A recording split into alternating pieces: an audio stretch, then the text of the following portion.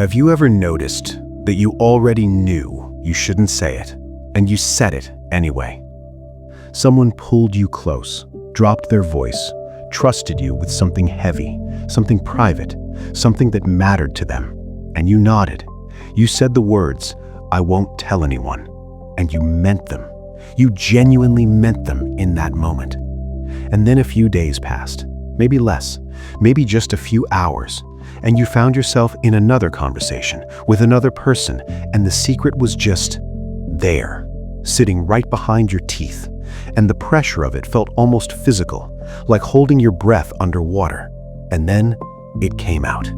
Not dramatically, not maliciously, it just came out, like air. And afterward, the guilt. The specific, sinking quality of that guilt. Not just because you broke a promise, but because it wasn't even the first time. Because some quiet, honest part of you already knew when you made the promise that keeping it was going to be hard. You're not a bad person. You've never been a bad person. But that explanation has never fully closed the wound, has it?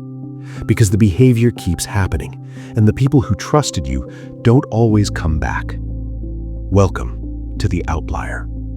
This channel exists for the people who carry more internal complexity than the surface of their life ever shows. And today, we're going into something that almost nobody talks about with real honesty: the psychology of people who struggle to keep secrets. Not the gossips, not the manipulators, the ones who hate that they do this. The ones who genuinely wanted to be trusted and couldn't hold it. And I'm going to make you a promise right now. By the end of this video, I'm going to give you the one root cause, the deep, uncomfortable, surprisingly compassionate truth about why this happens. Not as an excuse, as an explanation. The kind you've probably needed for a long time. Stay with me. Picture this. A close friend tells you something on a Thursday evening, something real, something vulnerable about their relationship, their job, a mistake they made. They specifically say, "Please don't tell anyone." You hug them. You mean it.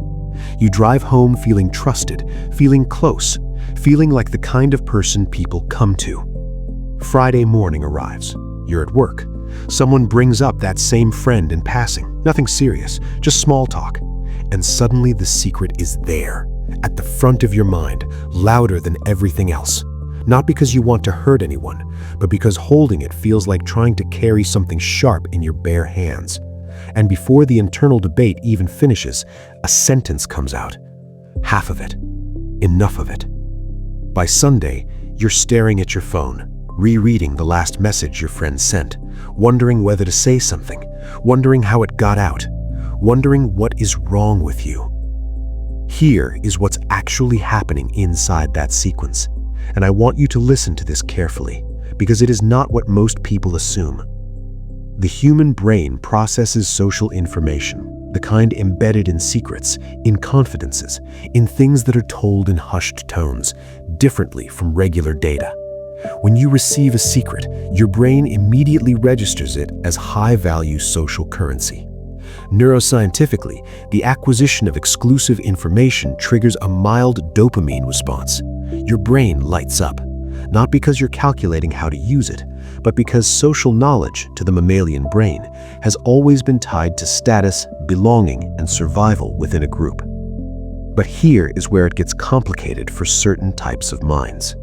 For people with higher baseline anxiety, and this is the part most explanations skip, holding unshared information activates the same neural pathways as unresolved threat. Your nervous system, already wired to monitor the environment for instability, treats the secret as an open loop, something unresolved, something that hasn't landed yet. And open loops create pressure. Cognitive pressure, emotional pressure, the kind that quietly builds until the release of disclosure feels less like a choice and more like breathing out after holding your breath for too long. This is not gossip. This is dysregulation. Your nervous system is not managing the emotional weight of the secret. It is offloading it. Because at some deep pre-verbal level, your brain learned that carrying things alone is not safe. Let's be honest about what this costs. You have probably lost trust slowly, in increments over years. Not all at once. People rarely confront you directly.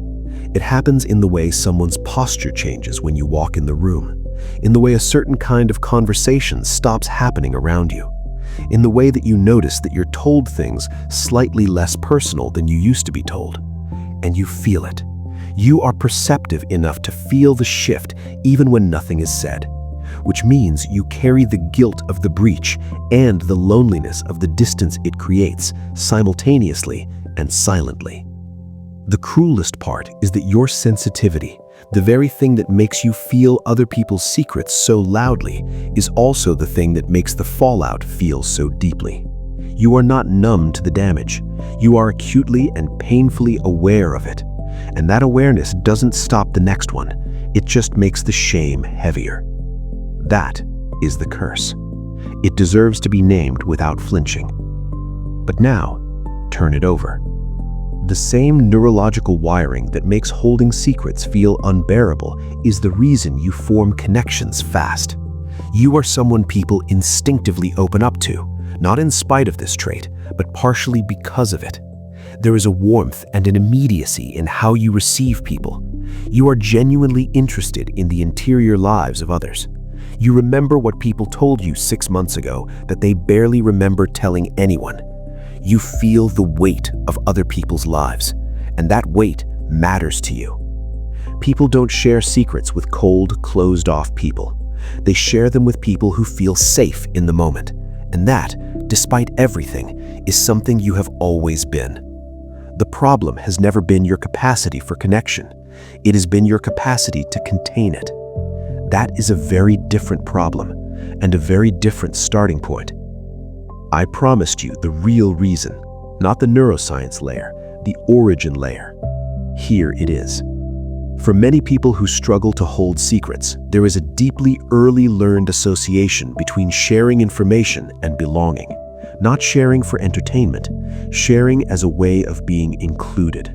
Somewhere in childhood, and this can look like 100 different things, information became a form of social currency that purchased something you needed. Attention, worth, a seat at the table, a moment of being the one who knew something, of being interesting, of being chosen for the conversation. Maybe you grew up in a home where being informed, knowing what was happening, being in the loop, meant being safe, where information was power and power meant protection. Or maybe the opposite. Maybe you grew up feeling invisible, and the moments when you had something to share were the moments people actually turned towards you, actually listened. And so the pattern formed, not consciously, not cynically, but organically, the way all deep patterns form, through repetition and reward in a nervous system too young to know it was building a habit that would later cost it trust.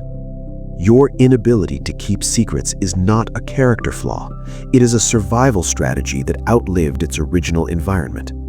Your brain learned to use information to build bridges, to close distance, to create connection, to feel less alone. And it still reaches for that strategy now, automatically, even when the context has completely changed. You are not trying to betray anyone. You are trying to belong. And you have been trying, in one form or another, for a very long time. So, what do you do with this? You start, as always, with the truth of it, not the shame of it, the truth of it. There is a difference, and it matters. You are a person whose nervous system learned to use connection as regulation, who learned that sharing creates closeness because at some point it did. That is not to despise. That is something to understand. And understanding it, really understanding it at the root, gives you something you've never had before in this pattern. A pause. Not a perfect pause, not an immediate cure, but a moment, just a moment between the pressure of the secret and the release of it. A moment where a different question becomes possible. Is this mine to carry alone, or am I about to trade someone's trust for a feeling of connection I can find another way? That question, practiced slowly and without self-punishment, is the beginning of something real. Not perfection, awareness. And awareness, for a mind like yours, is always where genuine change actually starts. You are not a bad friend. You are a person with an old wound that has been trying to heal itself in the wrong direction. And now you know where it actually began. That is what it means to be an outlier. If this video described something you've carried quietly, something you felt guilty about without ever fully understanding, subscribe to this channel, hit the bell, leave a comment. Tell me something true, even something small, because the most important conversations that happen here happen in the comments between strangers who finally feel less strange. You were never broken. You were just trying to connect. Welcome home.